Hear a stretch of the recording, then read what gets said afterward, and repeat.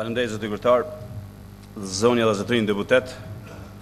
E di që opinioni qytetarët dhe Kuvendi i Kosovës pret që unë shpreh ndjenjen e keqardhës për gjithë atë çfarë ndodhi javën e kaluar në hapësia të Kuvendit të Republikës Kosovës.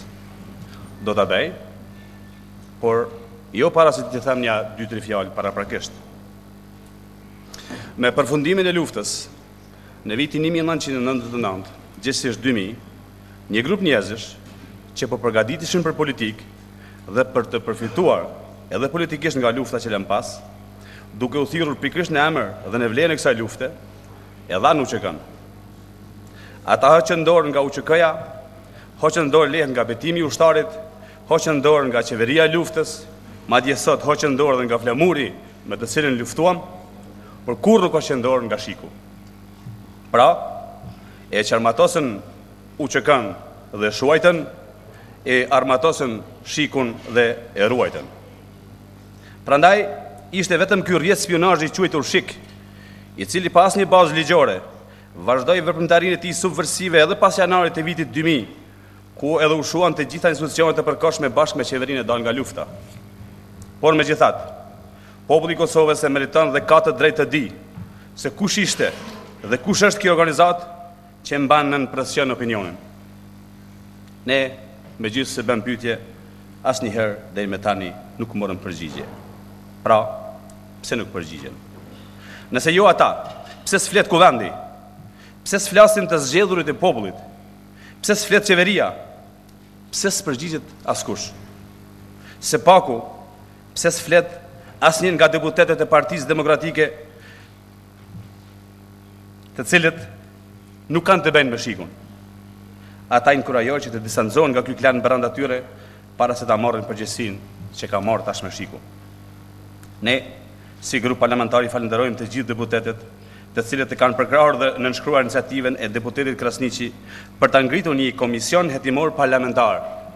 Thjesht një komision hetimor parlamentar pa prejudikuar rezultatet e tij. Po ashtu presim dhe inkurajojmë edhe të tjerët që ta nënshkruajnë dhe qytetarët t'u kthejnë përgjigjen për të cilën ata kanë drejtë dhe nevojë të dinë. Duke qenë kjo organizatë e quajtur shërbim, ne thjesht duhet ta dimë se kujt i ka shërbyer dhe kujt i shërben edhe sot. Duke ditur se ata kanë pranuar qenien e vet edhe publikisht, ne duam ta dimë thjesht kush ka qenë struktura. Duke ditur se ata vet kanë pranuar që kanë vepruar si shërbim informativ, ne duam ta dimë mbi çfarë baze ligjore ata kanë vepruar. Duke ditur se ata s'kanë qenë vullnetarë as humanitar, ne duam ta dimë se kush ata i ka financuar. Me që ata janë deklaruar se kanë ndërprer aktivitetin e tyre që nga viti 2008, ne duam ta dimë thjesht ku janë arkivat. Pra, këto përgjigje duan qytetarët nga shiku para se shiku të merr përgjigjen nga qytetarët. Megjithatë, në vend që ata vetë të përgjigjen, provuan ta bëjnë të kundërtën, të heshtin. Ata shkuan edhe më larg, guxuan ta kërkojnë një gjë të tillë edhe nga lëvizja vetëvendosje. Por, ky guxim ju doli i pa llogaritur mirë. Ata morën përgjigje në vend që të përgjigjeshin, por kjo nuk i ka bërë të ndihen mirë shumë qytetar, të cilët presin më shumë nga ne. Presin që të mos bijmë në provokime të tilla. Prandaj ndjej keqardhje ndaj atyre që nuk u ndjen mirë kur pan lajme të tilla në media.